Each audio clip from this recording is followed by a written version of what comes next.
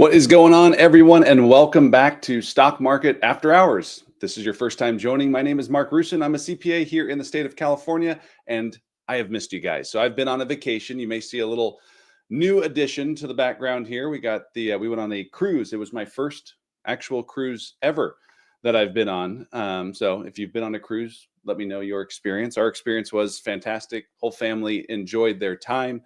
We were in the Bahamas, so it was a good time, good weather for the most part, a little bit more humid than I'm used to here in California, which is where I'm located, a lot more drier weather, but everything was fantastic. We got to do, Epcot over at Disney World for a day.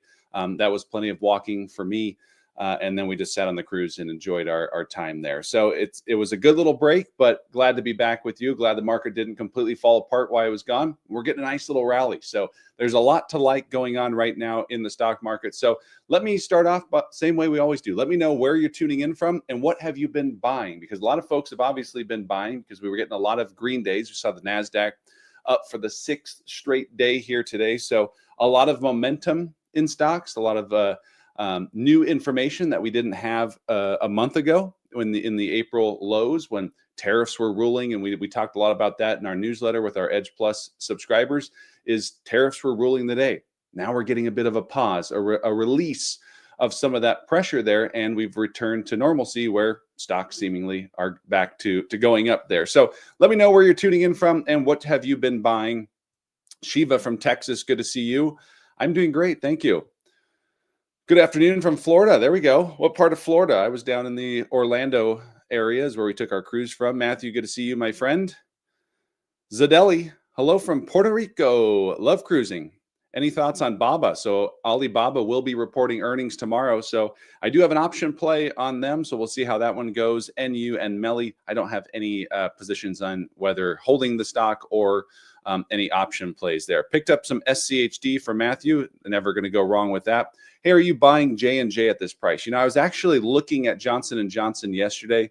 Right now, there is a lot of pressure on healthcare stocks, particularly pharmaceutical companies with the new laws or the new bill that's been signed, not new laws yet, but we still have about a 6-month period. So we'll talk more about that here today. But Johnson & Johnson is definitely an intriguing one. It's one that keeps trading in this range of, call it 135 up to 160. So we're getting that pullback again into areas that have proven over the past few years been a good spot to buy. So from a valuation perspective, if you put a lot of that headwind type talk aside, J&J looks pretty decent here.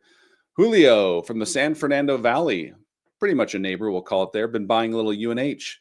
UNH is a name that I nibbled at today. So this is one, again, if you are an Edge Plus subscriber, this is one that I sold slightly above $500 per share, and I got back in the low $300 today. So that's been a great trade overall. Back in the trade doesn't mean it can't go down, but that's why I'm looking to dollar cost average into the position. From a valuation perspective right now, knowing that this year is going to have a lot of headwinds as it pertains to margins when we're talking about that, it's definitely going to be interesting, but they have the ability, given their business, to do some repricing for new annual contracts coming up.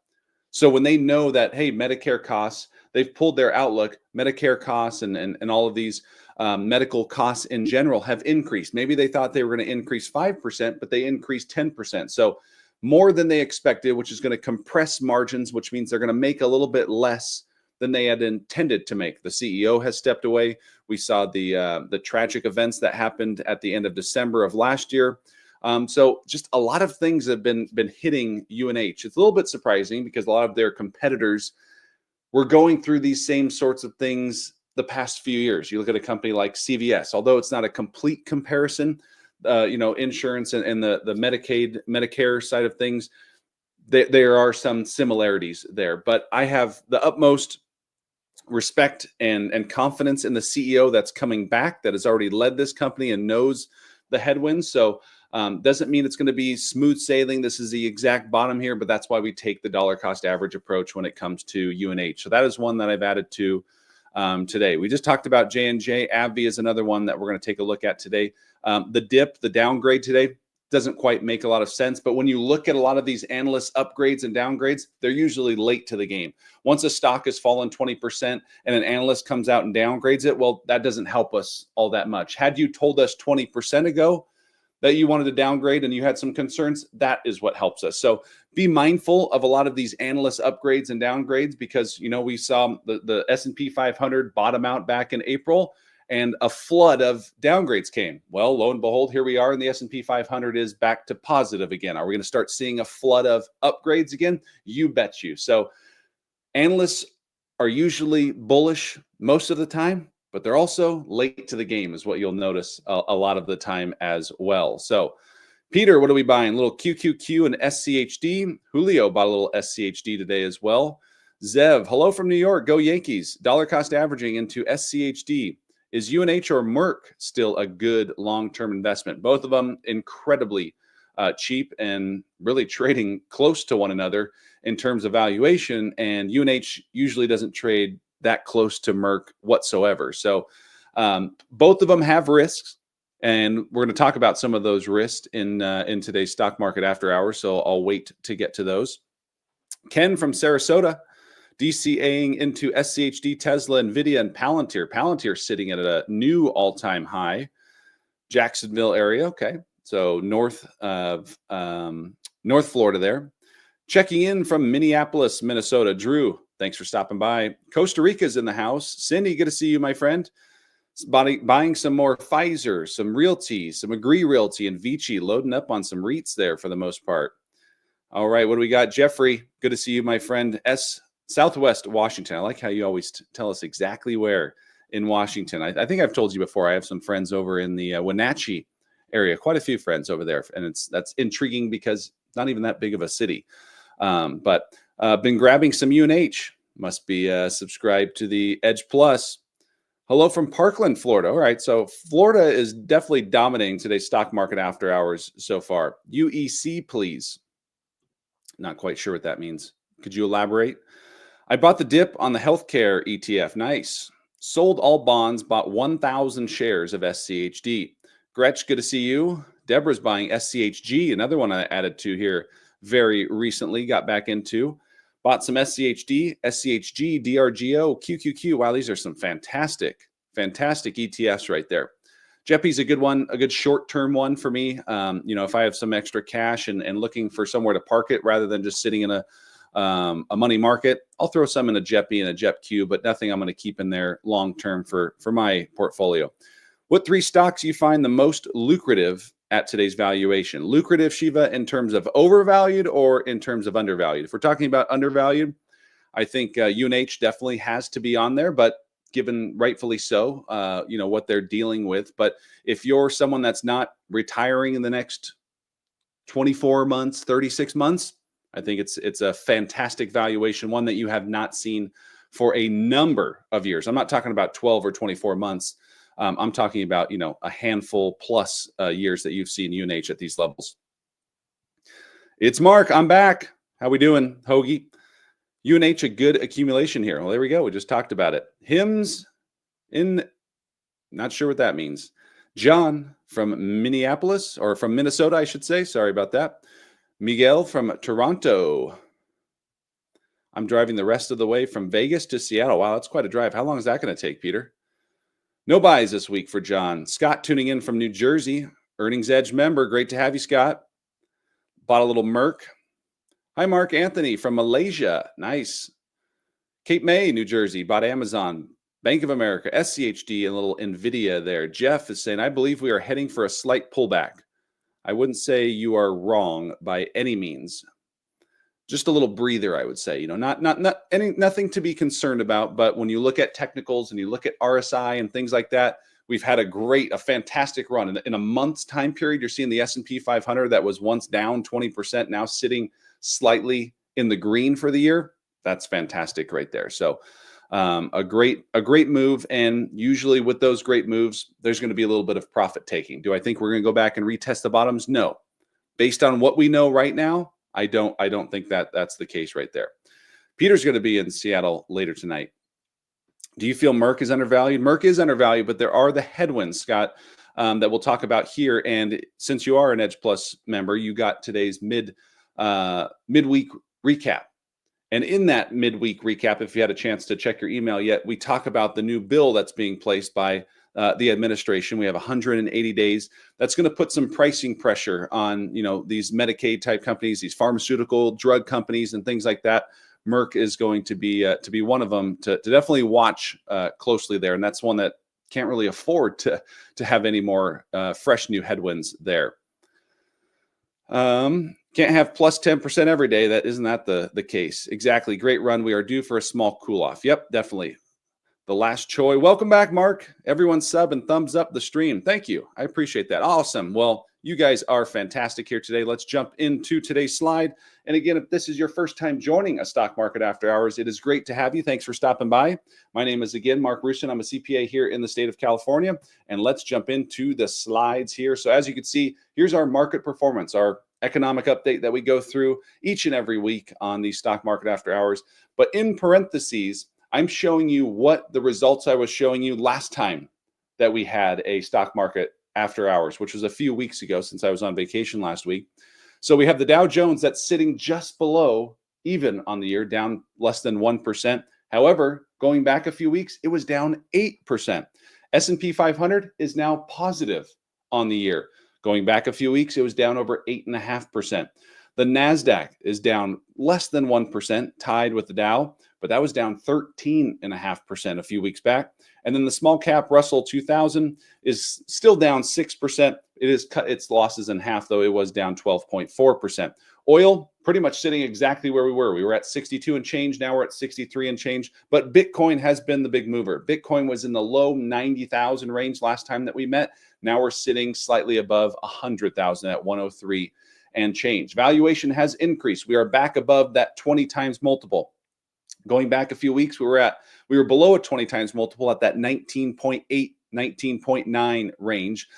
No changes to the 2025 EPS estimate. So we'll see where those kind of come in after we get through the conclusion, which we've gone through the majority of the S&P 500 earnings so far during this earnings season. But as you can see, 10-year average sits at 18.1. We are slightly above that, closing in on the 22 times multiple, which is giving us reason to believe that maybe a slight cool down could take place in the near term. Looking from a technical perspective, it is showing the same, that a slight cool down could take place here in the near term as well. Interest rates, though, if you do not yet follow interest rates and you are currently managing your own portfolio, interest rates, the bond market is such a massive market, huge compared to equities and things like the S&P 500 overall. So if it's not something that you currently look at, definitely keep an eye on the 10-year on a regular basis, because that'll kind of guide you and tell you where stocks are headed. The 10-year, because with bonds and interest rates, they have an inverse relationship. It's very similar to a dividend yield. When a stock goes up, a dividend yield comes down. When a stock price goes down, a dividend yield increases. Bonds are the same. When people are buying up bonds, yields are going to come down. When people are selling out of bonds, yields can go up from there. So what have we seen since the last time that we met? The 10-year was at 4.39. Today it's up to 4.54. So people are saying, well, equities are back on track. A lot of this trade war tension has subsided, at least for the near term, at least for the next couple of months here. Bonds are selling off. Interest rates are going back up, which is something to keep an eye on, a close eye on here. Bonds sell off. A lot of that money is moved into equities, but for how long is what we're going to have to talk about. The 2 years back above 4%. Last time we met, it was at 3.88. It's sitting now at 4.06%. So let's keep on the theme here, talking about interest rates and these treasuries here. So the thing, and I put 3 circles there on the top chart that you see. That's going to be the 10-year treasury. The bottom chart you're going to see is the S&P 500. And something to make note of, as great as it is, the stock market's been ripping higher here since our lows of April. However, interest rates are starting to become a little bit of a headwind for us. The White House, what do they want? They want lower interest rates. They want the Fed to cut rates. But with how things are going and based on the current inflation report that we got, interest rate cuts are not coming anytime soon. Let me be the first to tell you that. if that doesn't yet make sense there. So the three circles that I see there is right around a 10-year treasury yield of 4.6%. As you can see right now, we're sitting pretty much at 4.5% on the 10-year. So we still have a little bit of ways to go up, which means some bonds can sell off a little bit more and maybe a little bit more increases in the S&P 500. But what have we seen every time we've gotten around that 4.6% level? And this is looking back to the middle to end of 2023 into 2024 and now into 2025 is what you see. The chart overall is a 10-year chart, but we're more focused on some of the more recent data when we've gotten close to 4.6%. What do we have in the S&P 500? If you go down to the bottom chart, a bit of a sell-off, a pullback. What happened the next time in the early to mid 2024? We got up towards 4.6% on the 10-year. What happened? We saw a slight pullback. Again, it's not a glaring pullback by any means. The biggest pullback that we saw is the more recent one in 2025, but that was more related to a lot of the tariff and economic uncertainty that was taking place. But at the same time, we got up towards a 4.6% 10-year treasury. Lo and behold, S&P 500 fell off, pulled back, took a bit of a breather, something to make note of right now, because again, we are sitting close to that 4.6%, which is kind of that line in the sand. If we break trend there, it's definitely going to be starting to be a headwind, especially for many mid and small cap stocks that may have some variable type debt there. It's going to make their interest expense a lot more than it currently is. So things are improving from a momentum standpoint, but there is definitely some headwinds to make note of moving forward here in at least the near term. But the thing that I stress all of the time when it comes to investing is to number one, take that balanced approach. Why do I talk about that balanced approach? You never hear me come on the stock market after hours and talking about timing the market. Sell out of your positions, we're falling. Buy everything, buy all growth, we're moving higher. That's never anything that comes out of my mouth. You're never going to see videos like you do from other popular YouTubers. It's over. This is the end, because that's just a bunch of malarkey there. That is fear mongering. That is a way for them to get clicks. I'm here to help educate you and not do it in a phony way to make some money on YouTube. I'm trying to help you so that no retail investor gets left behind. That's the purpose that I am here on YouTube, is to help educate folks. It's not to get some clicks here on YouTube. No, it's not over, because if you look over the history of the S&P 500, we go through these waves. And when you see pullbacks, and these are opportunities, and you're not yet in retirement, or you're not retiring in the next 24 months, or you're not saving up for a new home first-time purchase or something like that, we should have our money in the stock market. We should look for opportunities, because there's no 20 consecutive year period where the S&P 500 comes out negative. I'm here to tell you guys that right now. It's not fun going through those periods. What we had in 2025 was not a great early 2025 was not a fun thing to go through. When you see your portfolio go down 20%, I'm not here to say just blindly invest, but stop trying to time the market. I prefer time in the market over trying to time the market. So that's my dialogue on that right now. So what a turn of events that we've had in the fear and greed index. I mean, we're just talking about a month ago when I saw the lowest fear and greed index that I've ever seen, a score below 10. We were in extreme fear. But as we've consistently looked at, anytime we are in that extreme fear, that's usually a good time to buy. Don't run with the crowd. We want to look for the opposite. When there's blood in the water, okay? Fear, guys, is what creates opportunities. All right? Now we're trying to move towards extreme greed again, which is kind of lining up. So we have interest rates lining up for maybe a bit of a pullback in the S&P 500. We have, if you look at the relative strength, the RSI creeping up above 70, starting to look like it may be time in the near term, in the next week or two, for a bit of a cool down, a bit of a cooling period, a pullback. And now we look at the fear and greed index, which is kind of telling us the same thing there. So we're looking at different angles, and that's the key that we want to look at from a macro perspective, just as much as from a micro perspective when you're looking at individual stocks right now. So nothing that we want to jump into and go full boat into if you've missed this run that we've seen. Okay, it's okay if you have missed the run. Okay, but again, Stop trying to time the market. If you go back over the past 30 years and you missed the best 30 days in the stock, that's just one positive big move per year on average, you would see over 80% of all of your returns wiped away. Stop trying to time the market. Doesn't mean we can't buy and sell and rotate out of certain sectors, but don't just sell everything. You don't know the number of messages that I got, whether it's on my Discord or whether it's in my email, of people saying, Mark, I'm scared. I'm selling everything. Don't let that fear mongering type stuff create reasons that you sell. Have a thesis on why you enter a position so that you know when to exit a position. Understand valuation so that you know if you're buying a stock at a cheap valuation or you're selling it at an expensive valuation. All of these things are what I teach within my 6-week investing accelerator program. But let's jump over to performance right now, folks. So let me share my screen with you guys right now, and we will do something that we do every single week and look at our share performance. So hopefully you guys can see my screen right now. Here's a look at the sector performance over the past 12 months. What do we see on top? Financials. Information technology with a strong resurgence over the past 12 months. Consumer discretionary and communication services are the 4 sectors over the past 12 months that are actually outperforming the S&P 500, which is up 12.7%. There we go. With the S&P 500 is actually green on the year, on a year-to-date performance. We haven't seen that for quite some time. And how many sectors do we have outperforming? We have 6. Industrials leading the way. Financials, utilities, staples, materials, and yes, real estate. The laggards, and the only in red right now, are communication services, albeit slightly, infotech, healthcare, and consumer discretionary, which was looking quite grim there just a few weeks ago.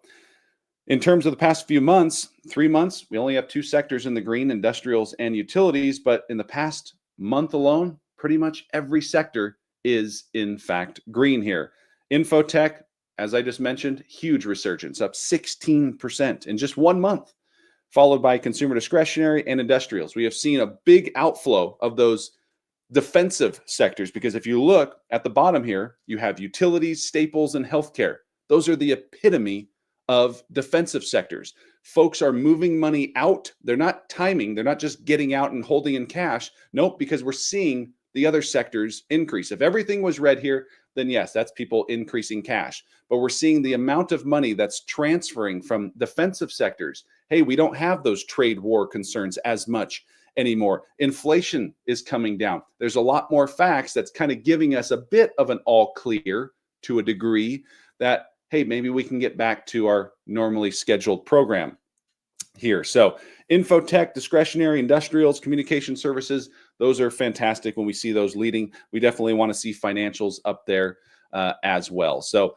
that's a look at where we're at from a sector specific standpoint there. So let's go back here to the slides and let me tell you guys about my stock options workshop. Of all of the workshops that I do throughout the year, and I do a number of them, this is the most well-attended workshop, with the positive feedback that we get from these, whether you're brand new to options or ever done them, or whether you've done options just for a few months, a few years from that perspective. I'm going to take you through 6 different strategies that I use on a regular basis to generate my goal of $5,000 per month from option premiums. And that's not just selling them and taking the premiums, that's locking in the premiums, going all the way to the close. And you can see a lot of my trades that I post on my stock, on my Options Edge Plus subscription. But this is happening tomorrow. This will be on Thursday, 8 p.m. Eastern time, 5 p.m. Pacific if you're on the West Coast here. But whether you can join live, that's fantastic, because you'll be able to ask questions at the same time. Or if you need to watch the replay, if you do save your seat there, you will get emailed that replay, and you can watch it on your own time and then email me with any questions that you might have. So I'm going to be showing you a lot of strategies that I use to be able to buy stocks. There may be a stock out there that you like, that you're like, dang, I've kind of missed the boat on this one, or I'm looking at valuation. It looks a little expensive. What a lot of people do is they set trade alerts. There's a number of YouTube channels out there that say, wait to buy this stock at this price. You can utilize options. If that's the price you like, you can utilize options to get paid to wait to buy a stock that you want to buy at a price that you want to buy it. Utilizing options in a conservative manner takes your investing to the next level. These aren't going to be trades to show you how to turn $5 into 5 million. If people are telling you that, that's a lie. That's something I would run away from.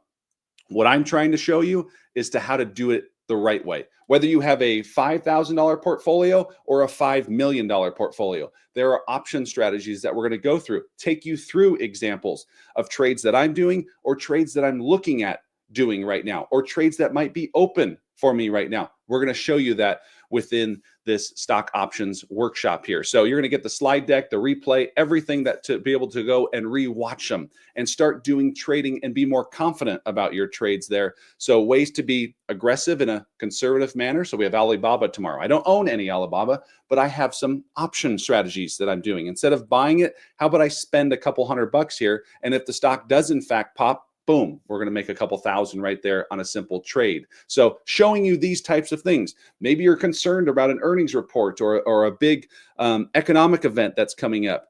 You can hedge a portfolio. Maybe you don't want to sell it, but you're worried about a downturn. You can hedge it with options. So again, there are so many strategies for you to be able to utilize, and utilizing stock options, even if it's just a little bit of money, it's going to take your investing to the next level. It's going to help make that ability to get to early retirement much more doable. So hope to see you guys at tomorrow's stock option workshop. Again, it'll be at 8 p.m.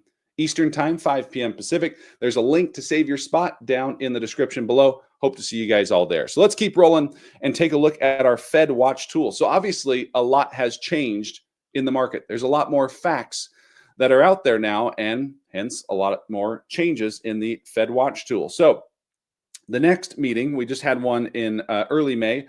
The next one isn't till mid-June. So June 18th is going to be the next Fed meeting. And right now, what did I tell you guys in the last time that we met? Maybe we get one, most 2 rate cuts this year. That's been the stance that I've been at. I think that we're going to get none now. Given the facts that we've seen based on the recent CPI and the continued deterioration, the cooling of inflation, and given the fact of the trade tensions kind of cooling a bit for the next 3 months, again, it is just a pause. So let's not, jump for joy and wave the white flag there. But given all of that information of what we see right now, there's a 92% likelihood that nothing is going to change in the next Fed meeting. If we go to the July meeting, it's still pretty much the same. We're going to stay at that 4.25. So let's go over to the probabilities here and see how many rate cuts are being baked in right now. So we got a 91% chance, no move. We have a 63% chance in July, end of July, no move. Not really until we get to, call it October, maybe December, is there a likelihood that we see a potential rate cut there. So that puts it at about a 60% chance that we get at least a 25 BIP rate cut in the end of October, and then potentially another one in December right there. But right now I'm sitting on that 0 to 1 threshold, given what we know right now overall from all of the economic news. So let's talk about some of that news. What is in the market right now overall in terms of what is moving the markets? Well, we had the U.S.-China trade deal that took place. So both countries agreed to at least a truce for the time being. We had a rollback of the reciprocal tit for tat kind of tariffs there, and we're back down to kind of square one. So the U.S. has a 30% tariff on Chinese goods, whereas China has a 10% tariff on U.S. goods. So again, it's just a 90-day agreement to continue to negotiate, but hopefully the floor is in and we don't get back to where we were just a few weeks ago there. So continuing on here with the China deal, though, both countries have touted victory.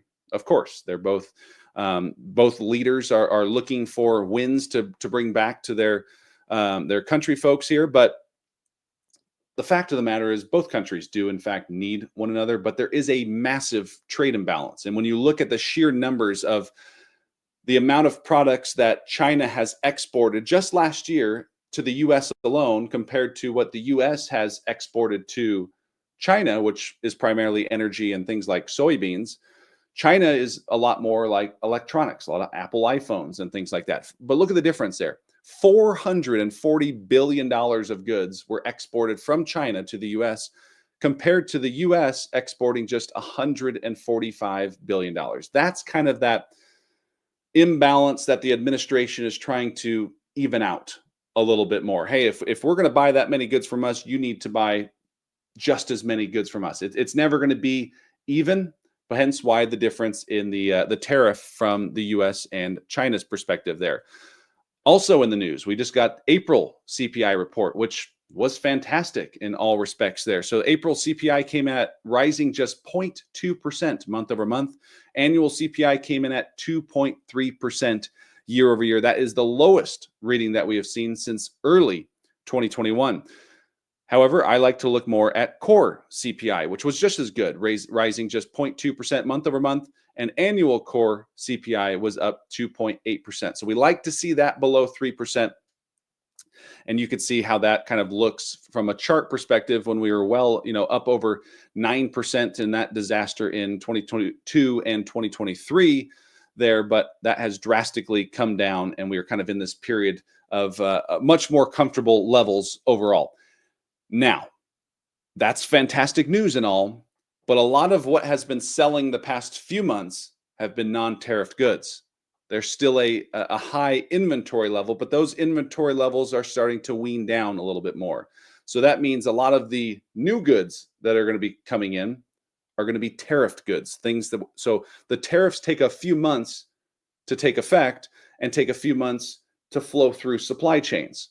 So the next two readings in CPI, both May and June, I believe are going to be the most important, because it's likely that we will see an uptick, but how much of an uptick? Hopefully it's not a massive uptick, because if we get up to the low 3% or something like that, I think the economy can handle that to a degree. But I also think this kind of puts behind, for the time being, a bit of that stagflation talk that's been going on here. So all things are good from an inflation standpoint right now, but I always like to give you guys both perspectives.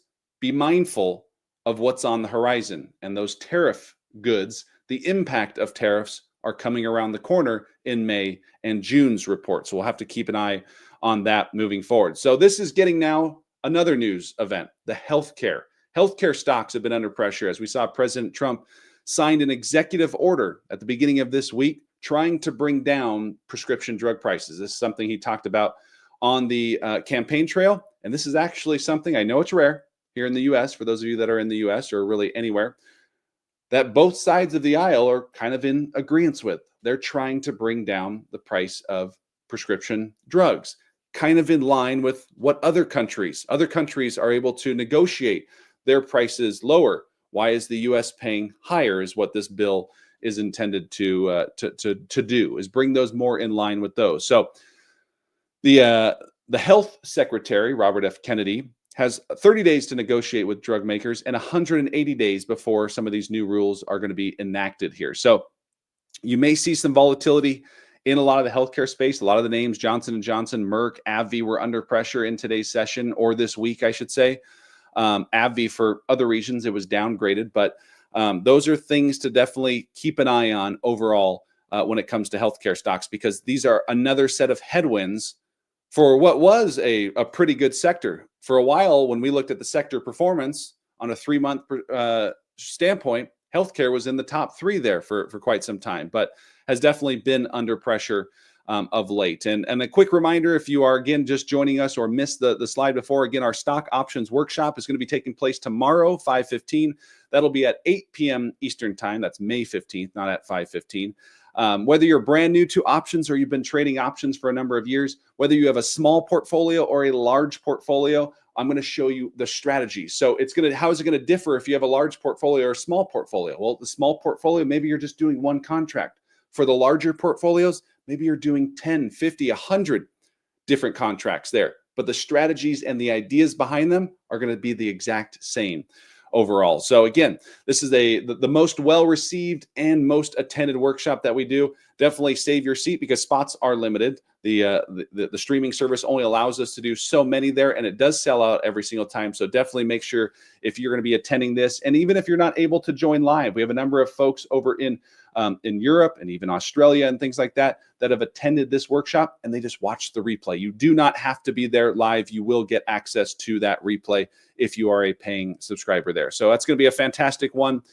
Tomorrow, we have a lot of folks that take it for a second time because we do make small tweaks. We bring it into real time. We don't just, recycle the same exact options over and over there. And if you're not yet part of our Stock Investors Edge, definitely sign up. There's a link down in the description below there. We have 2 different subscriptions. We have the Edge Plus, which allows you to follow my entire portfolio. You'll get stock deep dives, earnings recaps, and the most useful there sometimes is going to be our monthly members only meeting, as well as our weekly Edge Plus report to kind of show you what to prepare you for in the week ahead. That drops every single Monday morning before the market even opens. And if you're more options focused, we have our Options Edge Plus, which will show you a weekly Options Edge report that goes out, as well as a number of trades that we post in our Trade Alerts Discord there. So would love to have you as part of our growing community. Again, we have well over 20,000 members in our Stock Investors Edge community. It's a fantastic community, and we all have one goal and purpose, and that is to all build wealth together. That's the sole purpose there. So that's all I got for you guys today. Let me see and jump back over into the comment section to see if I have any questions that I might have missed there. Maybe I'll sell covered calls on Merck. There we go. So tomorrow, in terms of economic news, we do have, there's a couple notes that I wrote down here. There's going to be things as your own portfolio manager to keep an eye on. And whether you own certain stocks or not, you definitely want to pay attention to that. So Walmart is one of the largest retailers around, the largest grocer around. They're going to be reporting earnings tomorrow. That's going to give us kind of some insight in how is the consumer doing with a lot of the stuff that's going on there. We get a retail sales report tomorrow. That's going to also give us a read on how the consumer is doing. We also get jobless claims. So that's going to give us, our companies, Microsoft this week reported a 3% cut to their workforce. That's thousands of jobs that are going to be getting laid off or cut entirely, and that could in fact increase in the coming months according to the report as well. And as a reminder, tariffs are not yet priced in. So as good as that April CPI, beating expectations, coming in lower than expected, lowest that we've seen since early 2021, a lot of this tariff stuff is not yet priced in to a lot of the goods that have been purchased here. So be mindful of that. The next 2 CPI reports are going to be vital and definitely going to be looking very different from that perspective there. Scott said, how large of account do you need to trade the strategies that you teach? And that's the great thing. That's what I kind of mentioned a second ago. So I might have already answered your question there, Scott, but the strategies are going to be the same, whether we have a $5,000 account or again, a $5 million account. What's going to be different for those is whether you can do 1 transaction or you can do 10 transactions, meaning option contracts overall, because it'll be price difference. You're going to need a lot more money in order to do 10 contracts of certain strategies there. But that's going to be the biggest difference.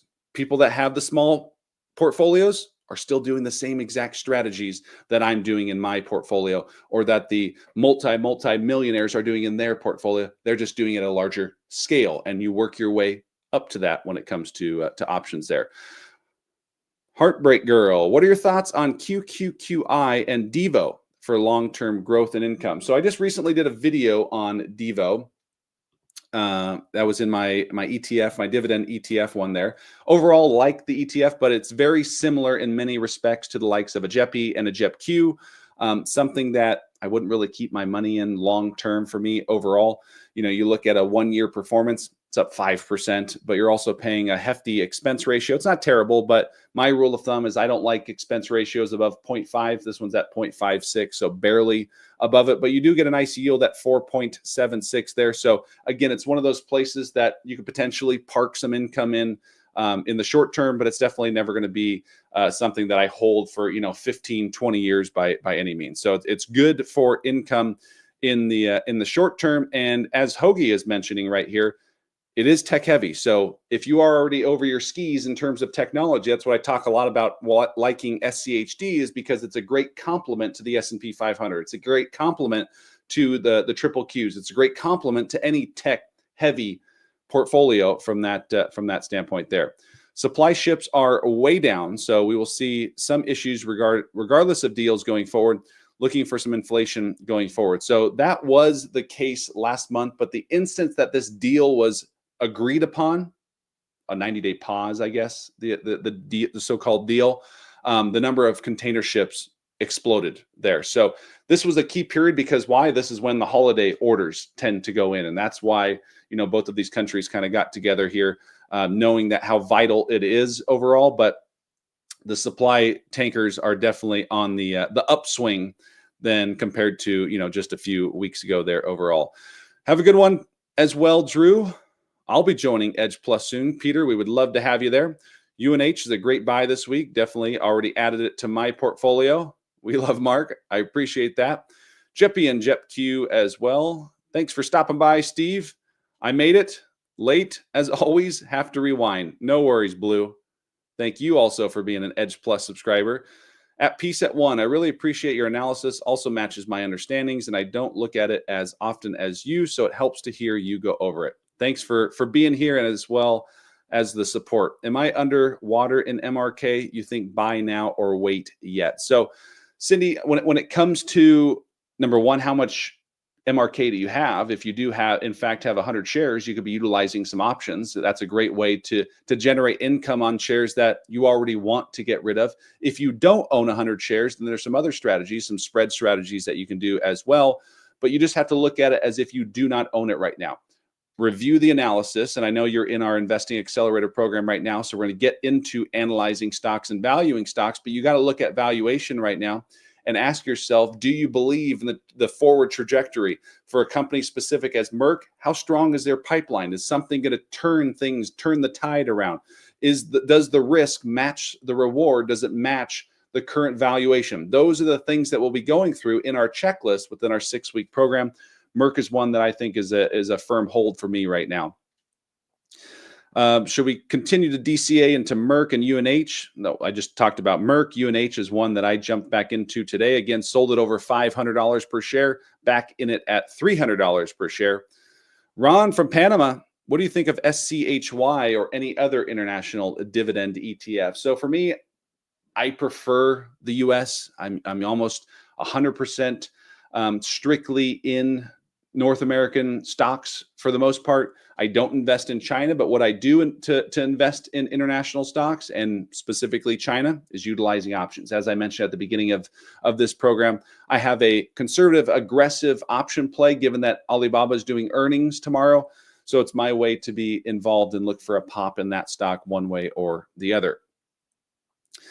Merck is too reliant on one drug, and that is the case, but it's a similar situation that you could say the same thing about 5+ years ago to the likes of AbbVie. 70% of AbbVie's revenue came from one stock in Humira. They have now diversified their portfolio, similar to how Merck is doing, although Merck isn't as reliant as AbbVie was in Humira, and we have seen the likes of AbbVie explode there. So they have Skyrizi, Rinvoq, and Imbruvica, all of these companies that are diversifying the business to a strong degree there. So that one's been a fantastic one, and that one that's been on a pullback there overall. Jeffrey said, welcome back, Mark, and thanks for not tanking the market while you were on vacation. Finally, it held up while I was gone.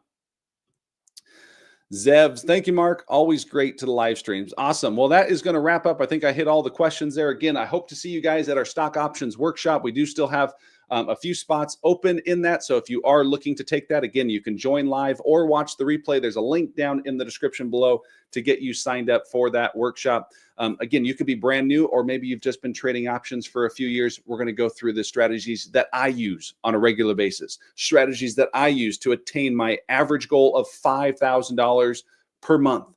And there's ways that when options don't go your way, you can hedge them, you can roll them, and ensure that maybe sometimes it seems like you might be kicking the can down the road, but it's going to take your investing to the next level, folks. And it takes a while to grasp it. Okay. You're not going to go through this one workshop and then boom, you're going to be making $5,000 a month. My first time trading options, my goal was $250. Let me just start understanding more about these strategies. What are the risks? How conservative is it? And early on, you definitely want to be more conservative. So it's not as much about the income early on, but as you get more comfortable with them, you can add and increase that risk, which is going to increase that income. No longer do we want to be setting price targets and sitting on our hands waiting to see if a stock that we like is going to hit it. Nope, we're going to be earning income waiting for that stock to come back down. So hope to see you guys in our workshop there tomorrow. That'll be at 8 p.m. Eastern time. It will be a fantastic one, and we hope to see you there. So with that being said, guys, thanks for joining. It's great to be back. Great to see a lot of you familiar faces and many new faces as well. So we'll have to see you next week, or I'll see you tomorrow at the Stock Options Workshop. Take care.